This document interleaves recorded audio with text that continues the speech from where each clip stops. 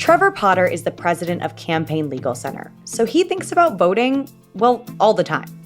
And when an election comes around and he has to cast his own ballot, he wants to be where it all happens. I actually like doing it in person because I live in a fairly rural area and I have a chance to see friends and neighbors on election day, either behind the desk checking people in or standing out front at tables that the two local political parties put up, or just standing in line and talking to neighbors waiting to vote. During the midterm elections in November 2022, voting was simple and quick for him. I walked in, there was no line. I handed them my ID, they read my address, they handed me the ballot. And so it took about 30 seconds to vote. I turned around and stuffed it into the machine, and I was in and out in under 5 minutes. But Trevor knows his voting experience is not universal. Many voters face long lines, have to jump through bureaucratic hoops, or struggle to find the time or transportation to get to the polls, especially voters of color.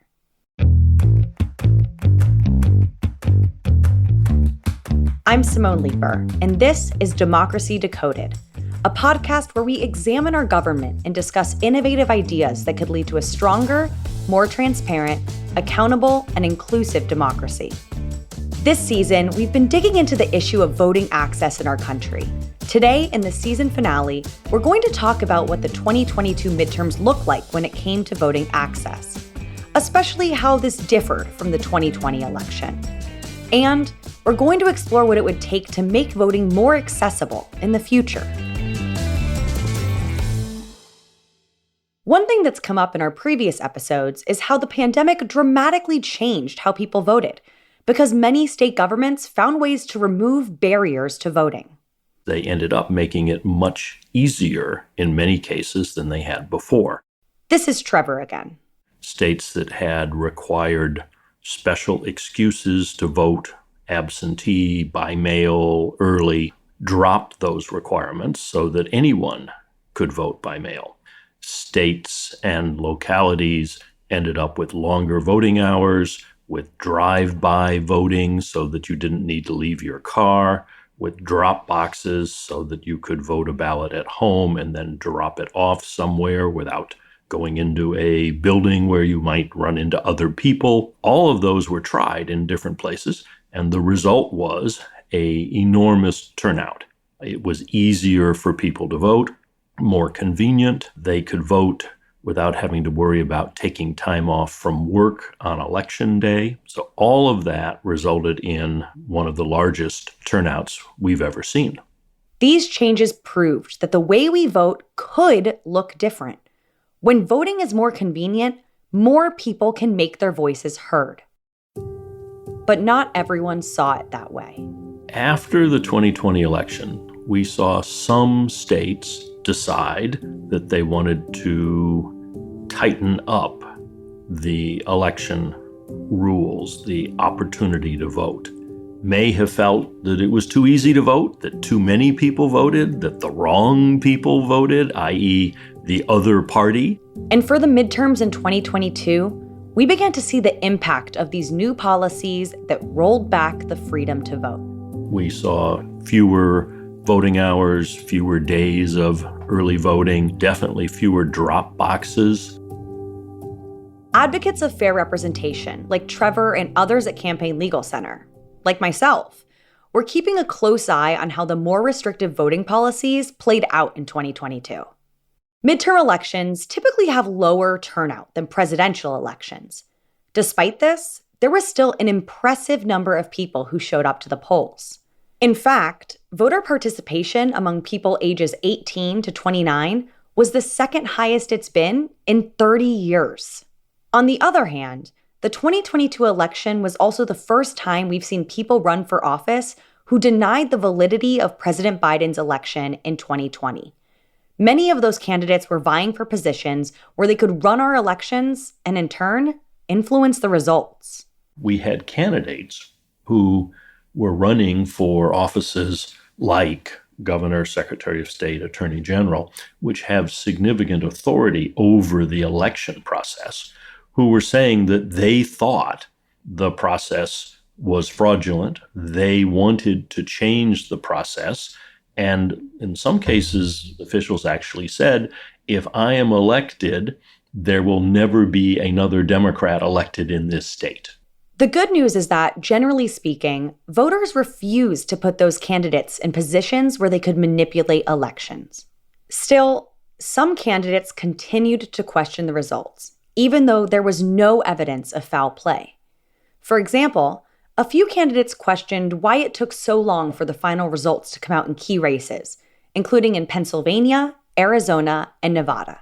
Trevor says not getting election results on Tuesday night doesn't mean something nefarious is at play. It just means election officials are taking the time to run through all the necessary security measures to accurately count and verify each ballot. These extra steps may prolong the process of counting votes, but they ensure our elections are secure and accurate. Let me give you an example, which is Republicans were challenging the election process in the city of Philadelphia, saying that the city didn't have adequate attempts to make certain that when someone voted by mail, they didn't also vote in person. The result of that is that Philadelphia has now added an extra step where when they receive mail ballots and count them, they will first make certain that the voter hasn't appeared in person and voted on election day.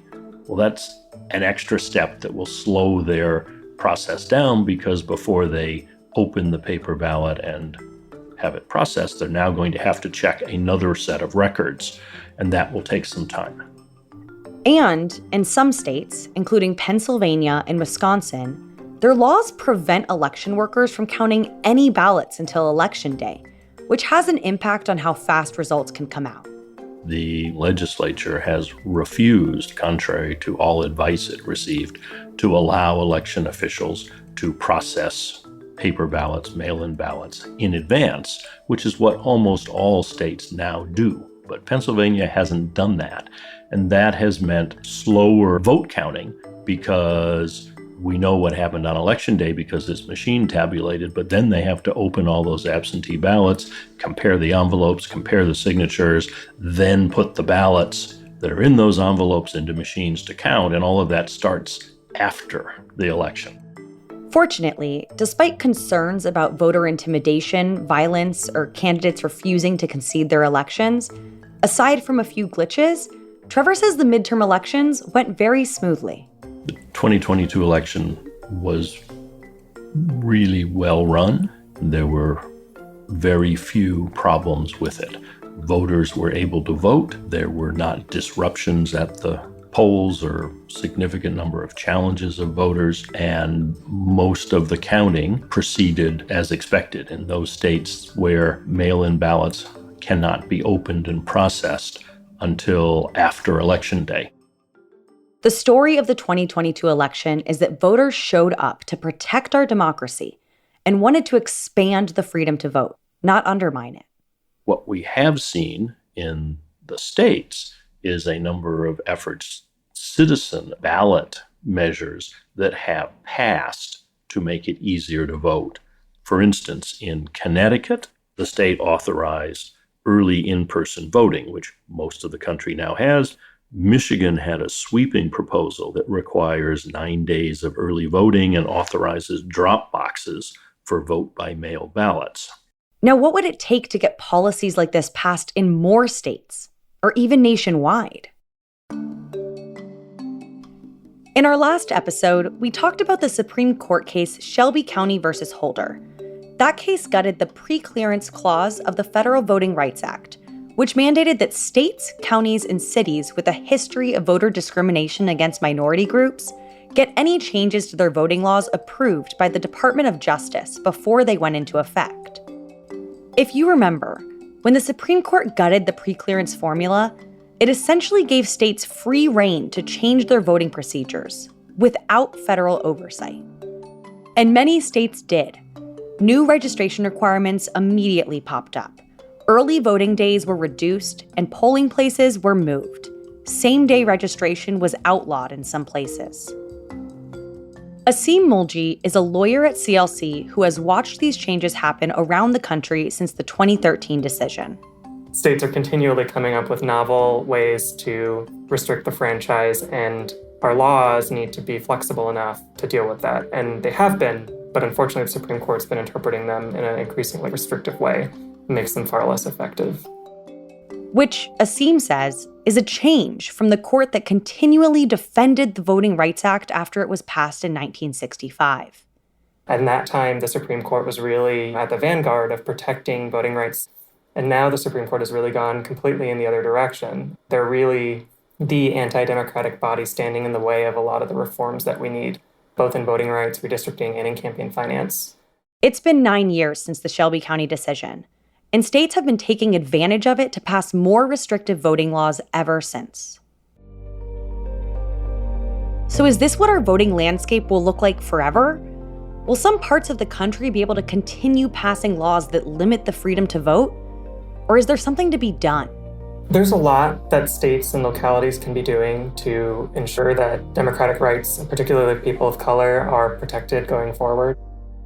Asim says it comes down to states and local communities enacting policies that protect and expand the vote. Obviously, federal legislation is essential, and that's baseline, and we need it. But state VRAs in particular are one tool that states can use to really fill the gaps where federal legislation either doesn't exist or has been pulled back or limited by the courts.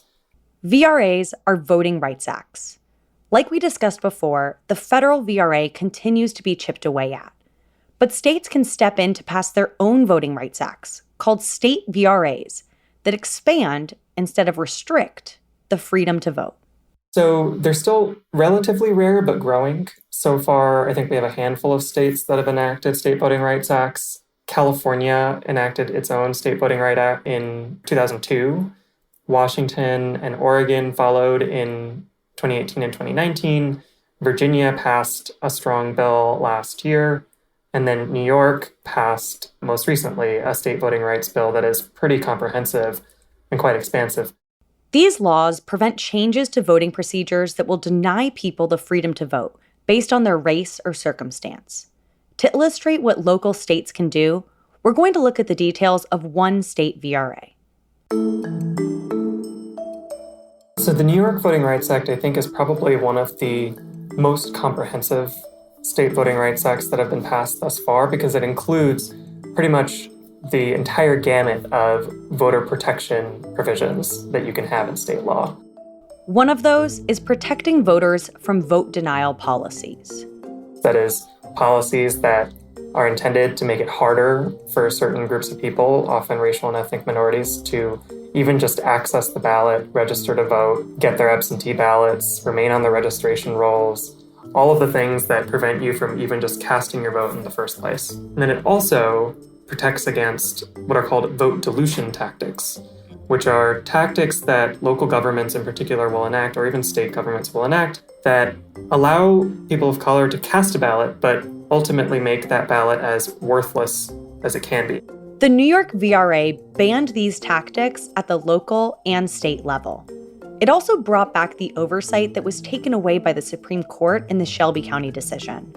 It imports the pre-clearance system that was gutted by the Supreme Court at the federal level. It replicates that system at the state level, which means that New York now has a designated body in the Attorney General's office that will be reviewing any change to election policies at the state or at the county and local level.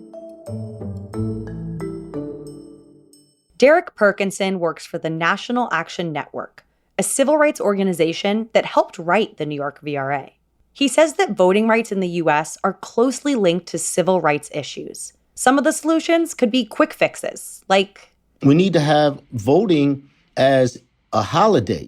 As we've discussed, holding elections on a Tuesday decreases access to voting for many Americans.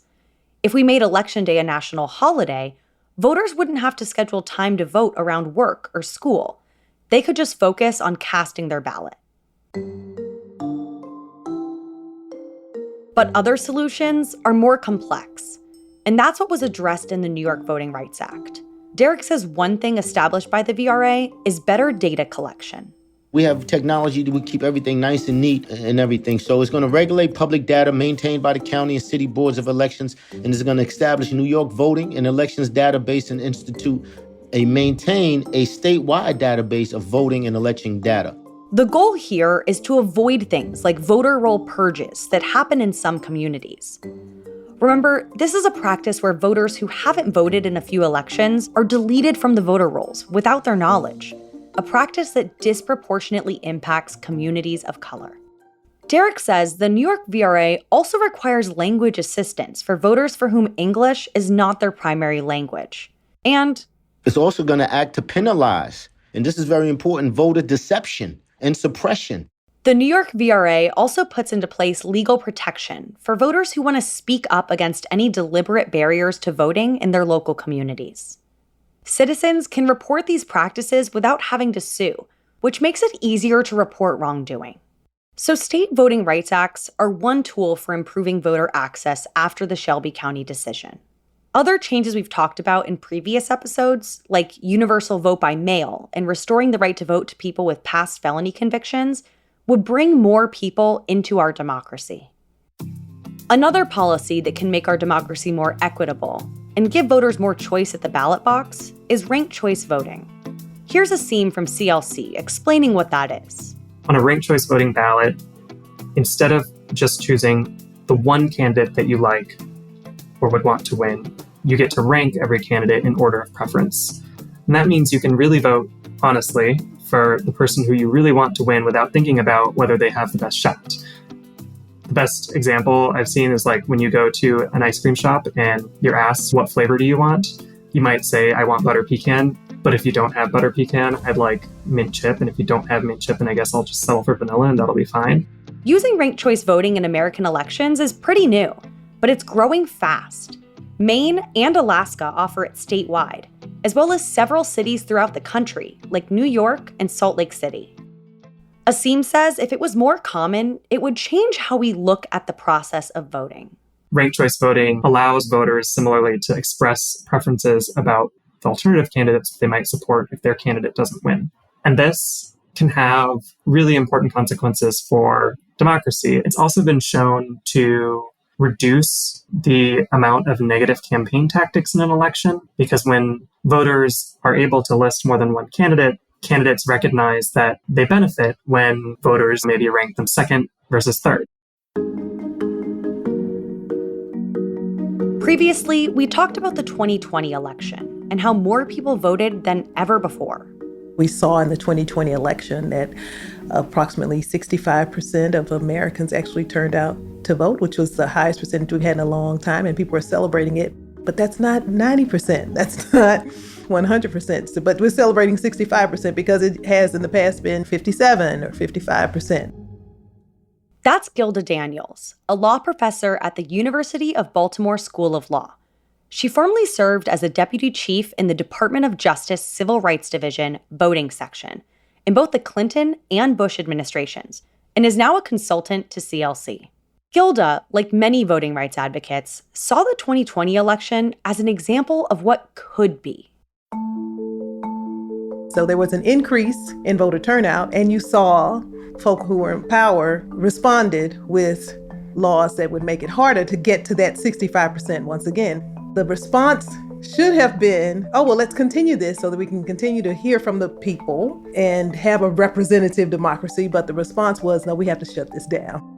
However, the laws passed after the 2020 election that limit mail-in voting, restrict access to the polls, or penalize people for trying to get more people to vote are definitely disheartening. But Gilda says this pushback by some lawmakers isn't a reason to give up.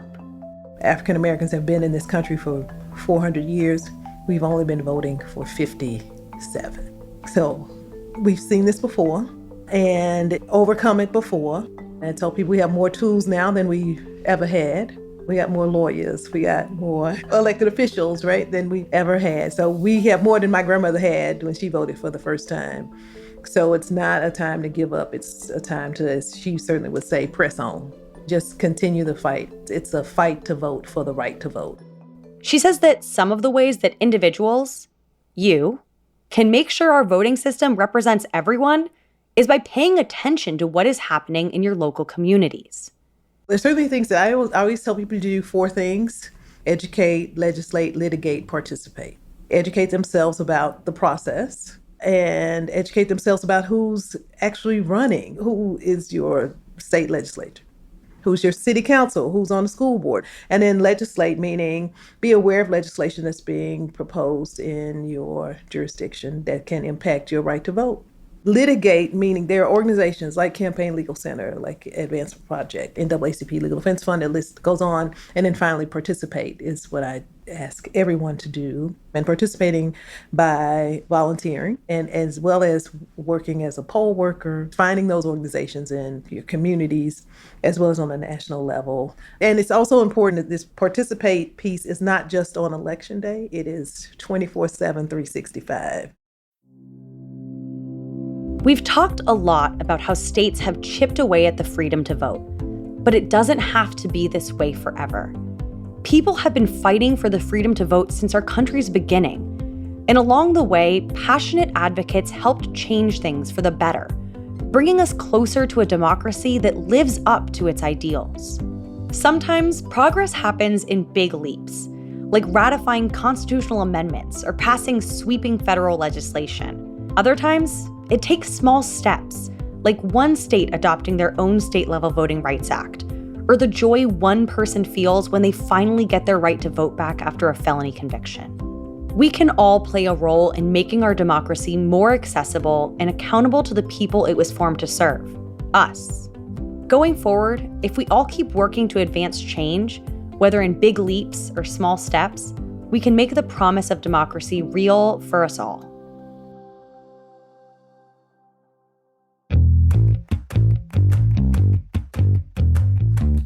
Special thanks to Trevor Potter, Asim Mulji, Derek Perkinson, and Gilda Daniels for appearing in this episode. You can find additional background information on the topics discussed in the show notes, along with a full transcript of the show. Democracy Decoded is produced by LWC Studios for Campaign Legal Center, a nonpartisan, nonprofit organization which advances democracy through law at the federal, state, and local levels, fighting for every American's right to responsive government and a fair opportunity to participate in and affect the democratic process. You can visit us on the web at campaignlegalcenter.org. Democracy Decoded is hosted by me, Simone Leeper, legal counsel on the redistricting team. Leading the production for Campaign Legal Center are Casey Atkins, multimedia strategist, and Manal Haddad, senior communications manager for voting rights and redistricting. This podcast episode was produced by Claire McInerney, edited by Paulina Velasco, and mixed by Florence Burrow Adams. Democracy Decoded is a member of the Democracy Group, a network of podcasts dedicated to engaging in civil discourse, inspiring civic engagement, and exploring the future of our democracy. You can learn more at democracygroup.org.